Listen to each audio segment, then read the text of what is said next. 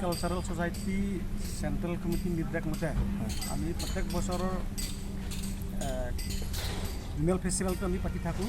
ঠিক তেনেদৰে এইবাৰো আমাৰ 32 বা 32 সংখ্যক মানে এনুৱেল ফেষ্টিভেলটো আমি পাতিবৰ কাৰণে আমি প্ৰস্তুতিত চলি আছোঁ। বৰ্তমানলৈকে আজিলৈকে কোনো বিপদ আপত্তি নাই আৰু আমি 4 দিনীয়া 11 তাৰিখ পৰা 14 তাৰিখলৈকে আমি 4 দিনীয়া কাৰ্যসূচী আমি আয়োজন কৰা হৈছে। স্থানটো ক'ত আছিলে এইটো? আমাৰ স্থানটো আমাৰ চেণ্টাৰ বজাৰ ডেংকিমুৱা পাম। প্ৰথমে আপোনালোকৰ চেনেল আৰু আপোনালোকৰ চেনেল জড়িত থকা সকলো আন্তৰিকতা জ্ঞাপন জনালোঁ আৰু আমাৰ প্ৰস্তুতি বৰ্তমানে ভালেই চলি আছোঁ। কাৰণ আমি ভালেই চলি আছোঁ বুলি কোৱাৰ কাৰণত চবেও জড়িত আছে।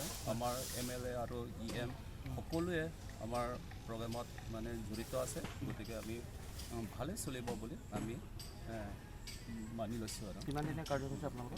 4 দিন। কাৰ উদ্যোগত পতা হৈছে? 11 তাৰিখৰ পৰা 14 তাৰিখলৈকে। কাৰ উদ্যোগত পতা হৈছে?